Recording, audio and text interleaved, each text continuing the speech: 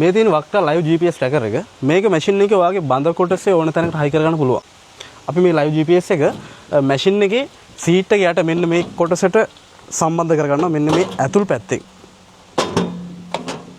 මේ තියෙන GPS එක අපි හයි කරගත්ත විදිහ මේ ඇනතව් හතරට මෙන්න මේ විදිහට ඇනතව් ටික දාගෙන මේ පැත්තෙන් නැට් ටික මේ විදිහට හයි කරගන්න.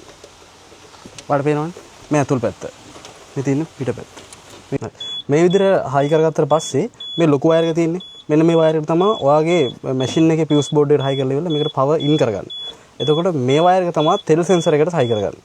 මෙන්න මේ වයර් එක.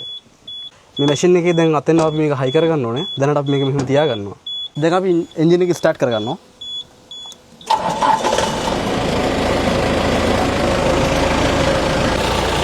ඔයාගේ ඇප් එකේ එන්ජින් එක ස්ටාර්ට් කරාට පස්සේ පවර් ඔන් කියලා මෙන්න මේ විදිහට පෙන්නනවා.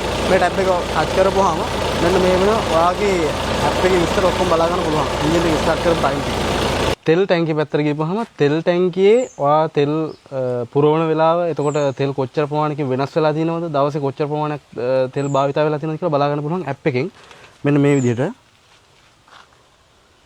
මෙතන වලට පේනවා මේ ඩීසල් ටැංක් කියලා 146ක් දැනට ටැංකියේ තෙල් තියෙනවා. එතකොට මේ කෙරවලේ පෙන්වන ලීටර 180කින් ලීටර 60ක් දැනට තියෙනවා තෙල්.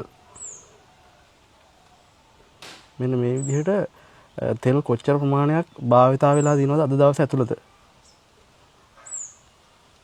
කියලා බලා ගන්න පුළුවන්. ඊට අමතරව අසාමාන්‍ය විදිහට තෙල් ඉවත් වුණොත් ඒ කියන්නේ අසාමාන්‍ය විදිහට තෙල් භාවිත කරලා තිබ්බොත් එහෙම ඒකත් මේක මේ වෙනම ඔප්ෂන් එකකින් පෙන්නනවා.